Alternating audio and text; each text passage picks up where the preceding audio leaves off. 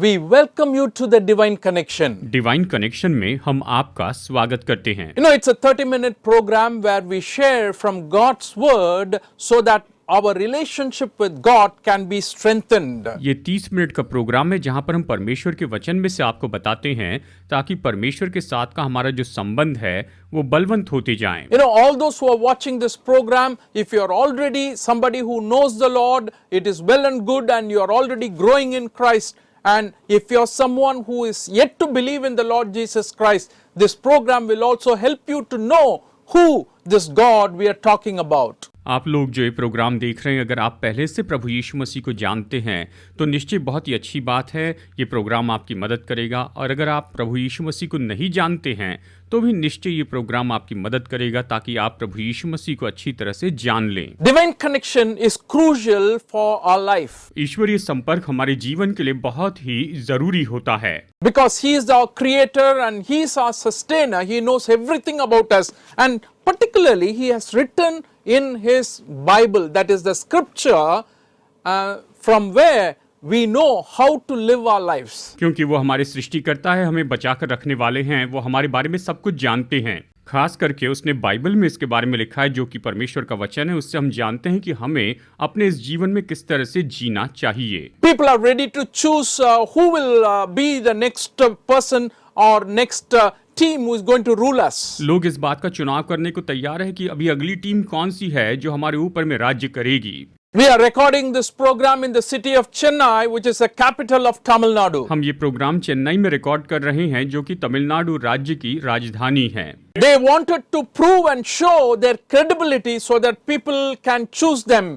वो अपनी काबिलियत को वहां पर दिखाना चाहते, साबित करना चाहते हैं ताकि लोग उन्हें चुन सके। So when I was thinking about it for our program today, I thought it might be a good idea to talk about. तो जब मैं इसके बारे में सोच रहा था तो मैंने सोचा कि आज के प्रोग्राम के बारे में कहना तो अच्छा होगा। You know, all our minds are geared up towards that. हमारा मन तो पूरी तरह से उसमें आगे बढ़ रहा है। If you ask a question whether Bible talks about, और अगर आप मुझसे ये सवाल पूछे कि क्या बाइबल के बारे में हमें कुछ बताती है, or what kind of an election Bible is talking about, या बाइबल किस तरह के इलेक्शन के बारे में कहती है, and definitely we have a lot of guidance that is given from the Word of God. और निश्चय ही परमेश्वर के वचन से बहुत सा मार्गदर्शन यहाँ पर दिया है। We are supposed to pray for those people who are ruling us. हमारे ऊपर जो शासक हैं उनके लिए निश्चय हमें प्रार्थना करनी चाहिए। Prayer has a very powerful role in shaping our rulers. हमारे शासकों को एक आकार देने के लिए प्रार्थना की बहुत ही महत्वपूर्ण भूमिका होती है। But to place before you this very important question as we move on is, does God get involved in the people who are ruling us? जैसे हम आगे बढ़ते हैं, मैं आपके सामने सबसे महत्वपूर्ण सवाल रखना चाहता हूं कि जो लोग हम पर राज्य करते हैं, क्या परमेश्वर सच में उनके साथ में जुड़ जाते हैं, उनमें काम करते हैं? He does. जो हम पर शासन करते हैं, राज करते हैं, प्रभु उनमें निश्चय काम करते हैं। When you look at the Old Testament accounts, it very clearly points out to different incidents in the life of the people of Israel. अगर आप पुराने नियम को देखें तो इस्राएली लोगों के जीवन में बहुत सी घटनाओं के अंदर ये बात रहती है। And he chose a group of people known as Israel. परमेश्वर ने एक लोगों का समूह चुन लिया जिसे इस्राएल कहते हैं। And when he said at a later point of time in your life, if you want to appoint somebody as your king, और उसने ये भी कहा कि आगे जीवन में कभी तुम अपने ऊपर कोई राजा निश्चित करना चाहते हो तो उसके लिए, in other words, if I put it like this, you know, if you want to choose a ruler for yourself, दूसरे शब्दों में मैं इस तरह से कहूंगा, अगर तुम अपने ऊपर किसी शासक को चुनना चाहते हो, you should choose the one whom I will show you. तो तुम उन्हें चुनो जिन्हें मैं तुम्हें दिखाता हूँ। Where does it found in the Bible? Bible में ये कहाँ पर पाया जाता है? In the book of Deuteronomy chapter 17 verses 14 to 16 we read this. व्यवस्था विवरण अध्याय 17 वचन 14 से 16 में हम इसके बारे में पढ़ते हैं। Please listen to what the Bible says clearly. Bible क्या कहती है, इसे गौर से सुनिए। When you enter the land that the Lord your God is giving you and have taken possession of it and settled in it, and you say, let us set a king over us like all the other nations around us.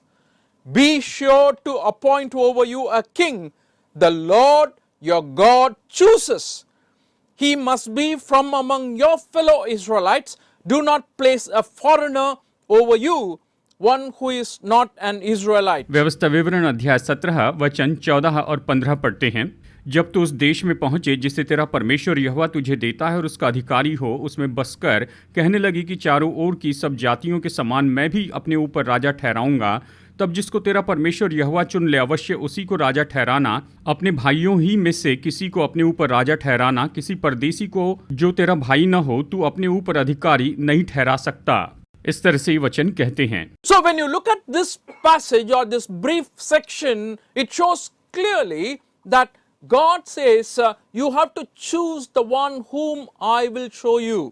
अगर आप इस वचन को ध्यान से पढ़ें तो परमेश्वर कहते हैं कि उन्हें चुनना जो मैं तुम्हें दिखाऊंगा, इस तरह से कहा। At the same time, he also says, he must be from among a fellow Israelite. और इसी के साथ साथ उसने ये भी कहा कि तुम तो अपने इस्राएली बंधुओं में से, भाइयों में से उसे चुनना। He should not be a foreigner. वो परदेशी ना हो। So, when you look at the history of Israel, you find, to answer the question that God is involved in the rulers, I will definitely say he was the one who chose the first king of Israel, Saul. इस तरह से अगर आप देखें कि जहाँ तक कि इस्राएलियों के ऊपर राजा चुनने की बात आती है तो परमेश्वर ने ही इस्राएल के ऊपर में पहला राजा शाऊल चुना था।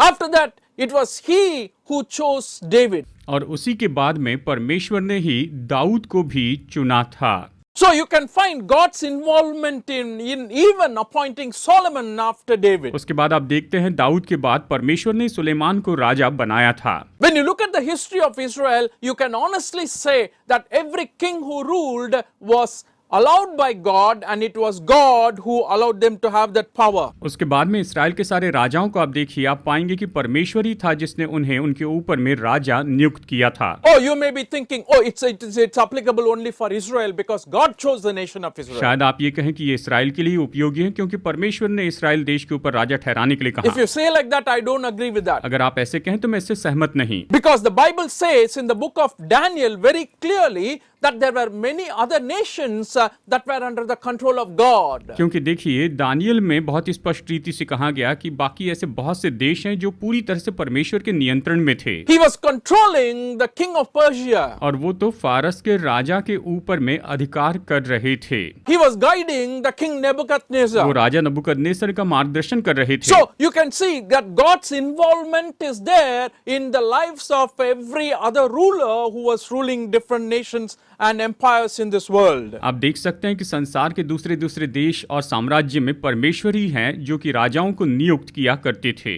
And I want to share with you from the book of Daniel 2nd chapter a beautiful incident. Daniel अध्याय 2 से मैं आपको एक सुंदर घटना यहाँ पर बताना चाहता हूँ। The king Nebuchadnezzar, he had a dream. राजा नबूकदनेस्सर ने एक सपना देखा था।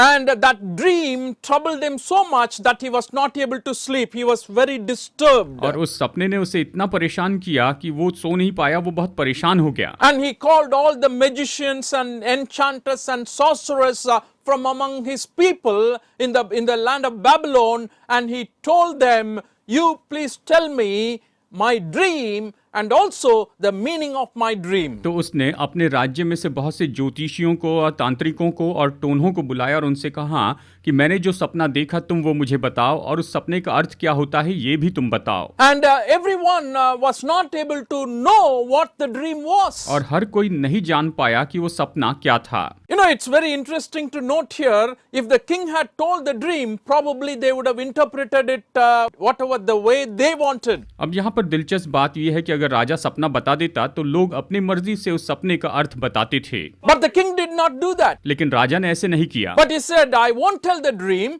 but you have to tell the dream as well as its meaning. उसने कहा मैं तुम्हें सपना तो नहीं बताऊंगा लेकिन तुम्हें मुझे मेरा सपना बताना होगा और साथ ही उसका अर्थ भी तुम्हें मुझे बताना होगा। And all the Babylonian magicians and enchanters and sorcerers, they were troubled. और सारे बेबीलोन के जो जादू टोना करने वाले जो टोने थे, तांत्रिक थे, परेशान हो गए। They could not do वो anything. कुछ भी नहीं कर पाए। The king was angry with them. और राजा उन पर क्रोधित हुआ। He was even planning to kill them. वो उन सभी को मार देने की योजना बना रहा था। And it was at that time the matter goes to Daniel, who was taken as a captive into the land of Babylon. और उस समय ये बात दानियल को पता चली जो कि बेबीलोन में बंधवाया चरवाही में ले जाया गया था। And Daniel, he prayed to the Lord. और दानियल ने परमेश्वर से प्रार्थना की। And it shows very clearly in the scriptures, at one night when Daniel prayed, he had a vision and God very clearly revealed to him what he showed to the king Nebuchadnezzar. रात के समय में Daniel को परमेश्वर ने स्वप्न में बिल्कुल स्पष्ट रीति से बताया कि उसने नबूकदनेस्सर को क्या दिखाया था। And I want you to read from verses 20 onwards in that section. और मैं चाहता हूँ यहाँ हम वचन 20 से आगे पढ़ते जाएं। Daniel chapter 2 verses 19 and 20 and 21, let us read it together. Daniel अध्याय 2 वचन 19, 20 और 21 पढ़ते हैं। During the night the mystery was revealed to Daniel in a vision. Then Daniel praised the God of heaven and said, Praise be to the name of God forever and ever. Wisdom and power are his. He changes times and seasons. He deposes kings and raises up others. He gives wisdom to the wise and knowledge to the discerning. आइए पढ़ते हैं Daniel अध्याय 2 वचन 19, 20 और 21। तब वो भेद Daniel को रात के समय दर्शन के द्वारा प्रकट किया गया। तब दानियल ने स्वर्ग के परमेश्वर का ये कहकर धन्यवाद किया, परमेश्वर का नाम युगानुयुग धन्य है, क्योंकि बुद्धि और पराक्रम उसी के हैं। समयों और ऋतुओं को वही बदलता है, राजाओं का अस्त और उदय भी वही करता है, बुद्धिमानों को बुद्धि और समझ वालों को समझ भी वही देता है। इस तरह से यहाँ पर ये वचन हमें बताते हैं।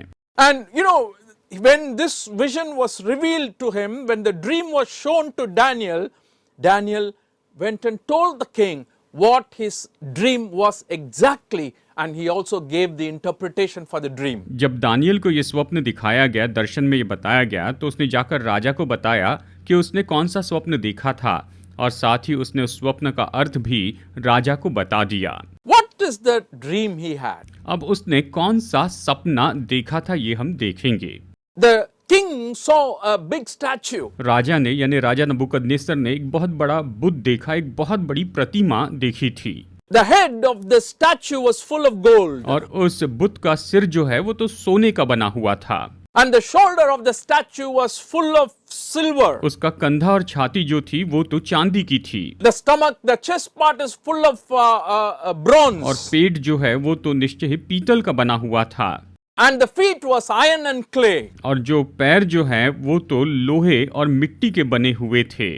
And after this, there was a big stone that came and dashed the statue, and everything was broken और apart. फिर उसके बाद में एक बहुत बड़ा पत्थर आकर उस बुद्ध से टकराता है और सब कुछ बिल्कुल चूर चूर कर देता है। And the king was troubled. और राजा इसके कारण बहुत व्याकुल हो गया था। But Daniel told the king, King, the head was you, which is of gold. और दानियल ने राजा से कहा कि हे राजा, जो सिर है वो तो तू ही है, जो कि सोने का सिर था, यानी इस तरह से वो तू ही है। After this will come another kingdom which is called Mede and Persia. और इसके बाद में एक और राज्य आएगा जिसका नाम मीडा और फारस होगा। And after that will come another kingdom which is Greek kingdom. और फिर उसके बाद में एक और साम्राज्य आएगा जो कि ग्रीक का साम्राज्य था। After that another kingdom will come, that is the Roman kingdom. और फिर उसके बाद में एक और साम्राज्य आएगा जो कि रोमी साम्राज्य था। Friends, I want to tell you, if you look at the history of the Old Testament, you can see clearly, and look at the world history, this is what has happened according to how God has revealed to Daniel. दोस्तों, अगर आप पूरे संसार का इतिहास देखें तो आप पाएंगे कि बिल्कुल ऐसे ही हुआ जैसे कि परमेश्वर ने दानियल के ऊपर में प्रकट किया था। करते You know, हैं। we were talking about the rulers who are appointed over us and God's involvement in the rulers who are chosen. देखिए, हम चर्चा कर रहे हैं कि परमेश्वर ने हमारे ऊपर में जो शासक नियुक्त किए हैं, ये तो परमेश्वर के द्वारा चुने हुए शासक हैं जो उसने हमारे ऊपर नियुक्त किए। I pointed out very clearly, God is not concerned just about the people whom he had chosen, that is the nation of Israel, but he was also in control of all the other nations as well. मैं आपको ये बता रहा था कि परमेश्वर जो है वो केवल इस्राएल राष्ट्र के बारे में ही परवाह नहीं करते हैं, लेकिन परमेश्वर जो है संसार के सभी देशों के बारे में परवाह करते हैं। First of all, I want to tell you that we are called to pray. सबसे पहले मैं आपको बताना चाहता हूं कि हमें प्रार्थना करने के लिए बुलाया गया है, हमें प्रार्थना के लिए बुलाया गया है। In the book of 1 Timothy chapter 2 verses 1 to 4 we read like this. पहला तीमुथियुस अध्याय 2 वचन 1 से 4 में हम इस तरह से पढ़ते हैं। I urge then first of all that prayers, petitions, intercession and thanksgiving be made for all people, for kings and all those in authority, that we may live peaceful and quiet lives in all godliness and holiness. This is good and pleases God, our Savior, who wants all people to be saved and to come to a knowledge of truth. पहला तीमुथियुस अध्याय 2 वचन 1 से 4 इस तरह कहता है, अब मैं सबसे पहले ये आग्रह करता हूँ कि विनती और प्रार्थना और निवेदन और धन्यवाद सब मनुष्यों के लिए किए जाए, राजाओं और सब ऊंचे पद वालों के निमित्त, इसलिए कि हम विश्राम और चैन के साथ सारी भक्ति और गंभीरता से जीवन बिताएं। ये हमारे उद्धारकर्ता परमेश्वर को अच्छा लगता और भाता भी है। One counsel Bible gives to all God's people, those who believe in the Bible and those who believe in the Lord Jesus Christ, is to pray for those people who are going to rule us. देखिए, एक सलाह जो Bible हमें देती है, जो प्रभु यीशु मसीह पर विश्वास करते हैं उनको सलाह देती है कि जो हमारे ऊपर में राज्य करने वाले हैं, शासन करने वाले हैं, उन लोगों के लिए हमें प्रार्थना करनी है। It says when you pray, you will have peaceful and quiet lives in all godliness and holiness. ये कहता है कि जब हम प्रार्थना करेंगे तो हम विश्राम और चैन के साथ सारी भक्ति और गंभीरता से जीवन बिताएंगे। Praying for such people is God's will. ऐसे लोगों के लिए प्रार्थना करना ये तो परमेश्वर की इच्छा है। And the verse we read shows very clearly that it is good. और जो वचन हमने पढ़ा ये स्पष्ट बताता है कि ये अच्छा है। God's intention is made very clear in this section that He wants all people to be saved. इस वचन भाग में परमेश्वर का मकसद तो बहुत ही स्पष्ट रीति से बताया कि वो चाहते हैं कि सब लोग उद्धार पाएं। Very often as Christians we think, oh, we prayed, but what we prayed did not happen. कई बार हम सोचते हैं कि हमने प्रार्थना तो की है, लेकिन जो प्रार्थना की वैसे नहीं हुआ। Oh, we prayed for this to be done, but it never took place. हमने प्रार्थना की कि ये ऐसा हो जाए, लेकिन वैसा कभी नहीं हुआ है। But I want you to know that God is in control. पर मैं आपको ये बताना चाहता हूँ कि सब कुछ जो है वो परमेश्वर के नियंत्रण में ही है। God knows what He is doing. परमेश्वर जानते हैं कि वो क्या कर रहे हैं। In the book of Romans chapter 13 verse 1 he says like this, let everyone be subject to the governing authorities, for there is no authority except that which God has established. The authorities that exist have been established by God. Romeo 13:1 कहता है, हर एक व्यक्ति शासकीय अधिकारियों के अधीन रहे, क्योंकि कोई अधिकार ऐसा नहीं जो परमेश्वर की ओर से ना हो, और जो अधिकार हैं वे परमेश्वर के ठहराए हुए हैं। इस तरह से यहाँ पर ये वचन बताता है। So you have to understand very clearly, oh Lord, if we have these people ruling us, if you have these people in control of us, it means you have allowed it to happen and you know what you are doing. It is you who establish authority and power. तो हमें यही जानना है कि हे परमेश्वर, अगर आपने इन लोगों को हमारे ऊपर में अधिकारी नियुक्त किया है, आपने इन्हें हमारे ऊपर शासक नियुक्त किया है, तो आप ही अधिकारी हैं जो इन्हें सामर्थ पर रखते हैं। You know, one of the ways God does is, He moves the heart of the king. देखिए, परमेश्वर एक तरह से काम करते हैं, वो राजाओं के हृदय में काम करते हैं, वो राजाओं के हृदय को बदलते हैं।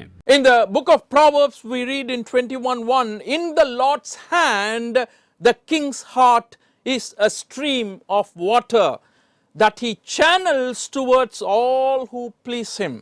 नीति वचन 21:1 कहता है, राजा का मन नालियों के जल के समान यहोवा के हाथ में रहता है, जिधर वो चाहता उधर उसको मोड़ देता है। इस तरह ये वचन हमें बताता है। So what we understand is, if the king's heart is in the Lord's hands, he moves the heart of the king to do what he wants to be done. तो हम यहाँ पर यही समझते हैं कि जब राजाओं का हृदय परमेश्वर के हाथों में है, तो निश्चय परमेश्वर जो कुछ भी करना चाहता है उसके लिए वो उन राजाओं के हृदय में काम करते हैं। From the history of Israel people or people of Israel, we can very clearly see this in the Old Testament. पुराने नियम में इस्राएल के इतिहास के बारे में हम इसे देख सकते हैं। When the Persian king ordered all the Israelites, if you want to go back to your homeland to build the temple of your God, go back. And the Bible very clearly says, because the Spirit of the Lord moved him. God moved his heart. उस समय का जो Persian यानी फारस का जो राजा था, उसने क्या किया? उसने जो इस्राएली लोग उसके राज्य में बंधवाई में थे, उनसे कहा कि अगर तुम अपने देश में जाकर अपने परमेश्वर के लिए भवन बनाना चाहते हो तो तुम जा सकते हो। यानी परमेश्वर ने उसके हृदय को बदल दिया था। Bible very clearly emphasizes that point, that it is God who moved him. Why I'm saying that is, ordinary people, king, they will not do unless God moves. This cannot happen. देखिए, मैं इस बात पर क्यों जोर दे रहा हूं कि परमेश्वर ने उन राजाओं के मन में काम किया, क्योंकि देखा जाए तो जब तक काम न करे ये बात हो ही नहीं सकती थी। And that's what I want to tell you, the powers of the kings of this world, the rulers of this world, whomever God appoints, I want to tell you it is under the control of God, God of the Bible, sovereignty of the God of the Bible. इसलिए मैं आपसे कहता हूं कि इस संसार के राजाओं की जो सामर्थ है, जिन्हें भी परमेश्वर नियुक्त करते हैं, वो तो परमेश्वर की अधीनता में होते हैं, परमेश्वर की सामर्थ में होते हैं। परमेश्वर महान You है। should pray, हमें निश्चय ही प्रार्थना करनी चाहिए, and you should also know that God is in control. और आपको ये भी जानना बहुत जरूरी है कि परमेश्वर नियंत्रण करते हैं, प्रभु नियंत्रण करते हैं। And you and I are given a responsibility to choose the leader who will be ruling over us. और आपको और मुझे ये जिम्मेदारी दी गई है कि हम उस अगुवे को चुन ले जो कि हमारे ऊपर में राज्य करने वाले हैं। The structure we have allows every individual citizen to choose the leader. हमारे ढांचे में हर एक व्यक्ति को यह अधिकार दिया गया है कि वो अपने अगुवों को चुन ले। It is a privilege that God has given to us. ये तो सौभाग्य जो परमेश्वर ने हमें दिया है। It is not just a privilege, it is also a responsibility you and I have to realize. ये केवल सौभाग्य ही नहीं, लेकिन ये जिम्मेदारी है जो परमेश्वर ने हमें दी है। Therefore, when we are trying to establish a rule over us, we are playing a very important part. इसलिए जब हम अपने ऊपर शासक को नियुक्त करते हैं तो यहाँ पर हम एक बहुत बड़ी भूमिका निभाते हैं। You have to take it very seriously. आपको इसे बड़ी गंभीरता से लेना होगा। You know, Bible is so amazing, in teaching all these things to us. Bible बहुत ही अद्भुत है जो हमें ये सब सिखाती है। The book of Proverbs 29 chapter is an amazing chapter. नीति वचन अध्याय 29 तो सच में बहुत ही उत्तम ऐसा अध्याय है। Can you believe if I tell you verses 2, verses 4, verses 12, verses 14, 16 and 18, you read that entire chapter with all these verses, it points very clearly about the qualities the rulers who ought to rule us should have according to the Bible. क्या आप विश्वास करेंगे जब मैं कहूंगा कि वचन 2, वचन 4, वचन 12, वचन 14, 16 और 18 यह हमें बहुत ही स्पष्ट रूप में बताते हैं कि जो हमारे ऊपर में शासन करते हैं उनके अंदर में कौन सी विशेषताएं होनी चाहिए बाइबल के अनुसार। I just want to read it for you so that you will keep in mind.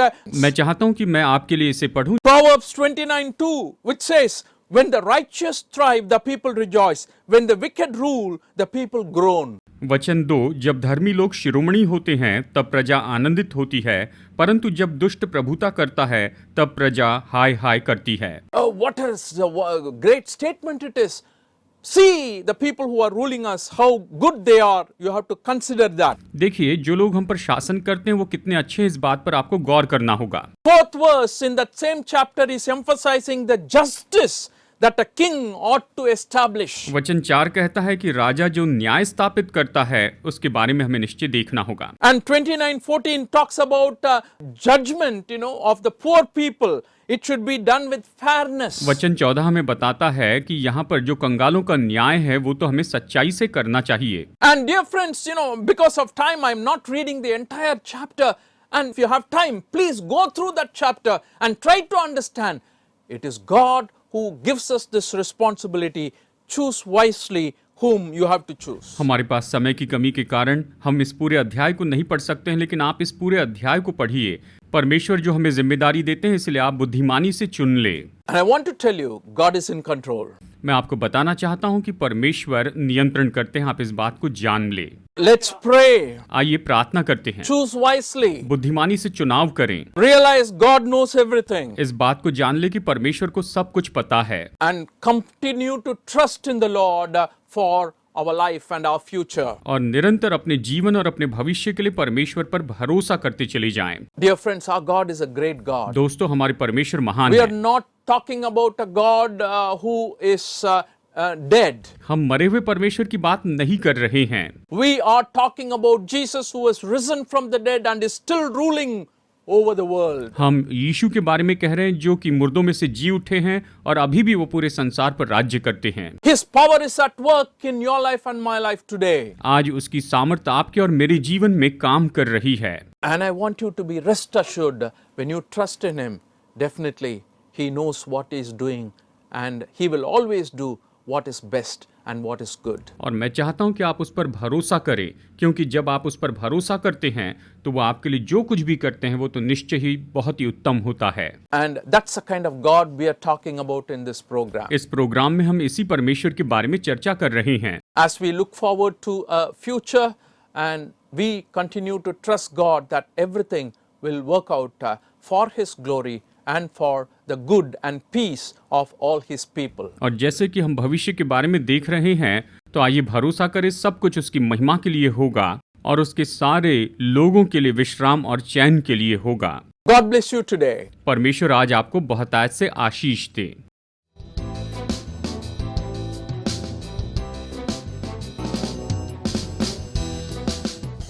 Study the Word of God in a private and personal way through our online study website. Contact number